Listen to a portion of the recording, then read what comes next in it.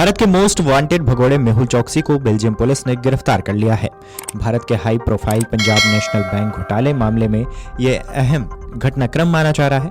भारतीय अधिकारी उसके प्रत्यर्पण की दिशा में काम कर रहे हैं, तो वहीं इस मामले पे बड़े खुलासे सामने आए हैं।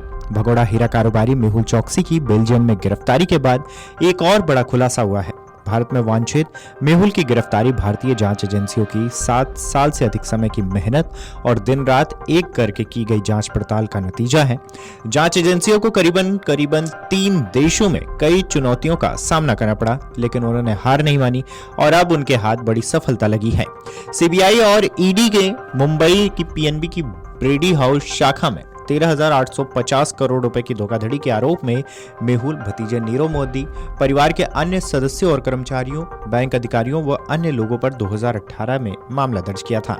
आरोप है कि मेहुल, उसकी कंपनी गीतांजलि जेम्स और अन्य ने कुछ बैंक अधिकारियों के साथ मिलकर फर्जीवाड़ा का वचन पत्र यानी कि लेटर ऑफ अंडरटेकिंग जारी करवाए और बिना तय प्रक्रिया का पालन किए विदेशी साख पत्रों, फॉरेन लेटर्स ऑफ क्रेडिट की सीमा को बढ़ाकर बैंक के साथ धोखाधड़ी की। वचन पत्र और विदेशी साख पत्र कथित तौर पर मेहुल की कंपनी को बिना किसी स्वीकृति, सीमा और पीएनबी की केंद्रीय बैंक प्रणाली में दर्ज किए बिना जारी किए गए थे, ताकि रुपए न चुकाने की स्थिति में किसी भी जांच से बचा जा सके। वचन पत्र एक बैंक की ओर से अपने ग्राहक की ओर से किसी विदेशी बैंक को दी गई गारंटी है। यदि ग्राहक विदेशी बैंक को पैसे नहीं चुकाता है तो इसकी जिम्मेदारी गारंटर बैंक की होती है। सीबीआई ने मेहुल के खिलाफ कम से कम 2 आरोप पत्र दाखिल किए हैं, जबकि ईडी ने 3 अभियोजन शिकायतें दर्ज की हैं।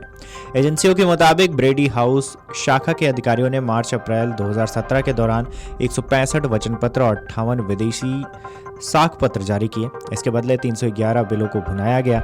मेहुल एंड कंपनी ने विदेश स्थित भारतीय बैंक से कर्ज लिया, लेकिन भुगतान नहीं किया। ऐसे में पीएनबी को बकाया समेत 6,344.97 करोड़ का भुगतान विदेशी बैंकों को करना पड़ा।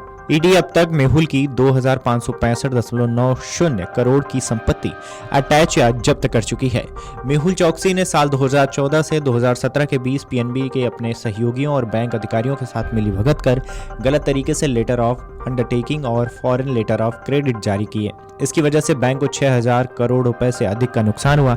चोकसी ने आईसीआईसीआई बैंक से भी लोन लिया, लेकिन वापस नहीं किया। बहरहाल अब गिरफ्तारी के बाद भारत और बेल्जियम के बीच लंबे समय से प्रत्यर्पण संधि है। इसके तहत हत्या, दुष्कर्म, जालसाजी, गबन और धोखाधड़ी जैसे गंभीर अपराधों के आरोपी भगोड़ों को भारत प्रत्यर्पित किया जा सकता है। हालांकि संधि में कुछ शर्तें भी हैं। प्रत्यर्पण तभी किया जा सकता है जब कथित अपराध दोनों देशों के कानून के तहत अपराध माना जाता हो। इसके अतिरिक्त किसी भी देश को किसी भी परिस्थिति में अपने नागरिकों को प्रत्यर्पित करने की बाध्यता नहीं है, चाहे वे जन्म से हो या प्राकृतिक रूप से। भगोड़ा हीरा कारोबारी मेहुल चोकसी की बेल्जियम में गिरफ्तारी के बाद एक और बड़ा खुलासा हुआ है। भारत में वांछित मेहुल की गिरफ्तारी भारतीय जांच एजेंसियों की 7 साल से अधिक समय की मेहनत और दिन रात एक करके की गई जांच पड़ताल का नतीजा है।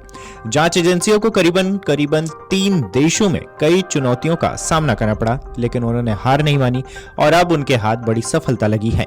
सीबीआई और ईडी के मुंबई की पीएनबी की ब्रेडी हाउस शाखा में 13,850 करोड़ रुपए की धोखाधड़ी के आरोप में मेहुल, भतीजे नीरव मोदी, परिवार के अन्य सदस्यों और कर्मचारियों, बैंक अधिकारियों व अन्य लोगों पर 2018 में मामला दर्ज किया था।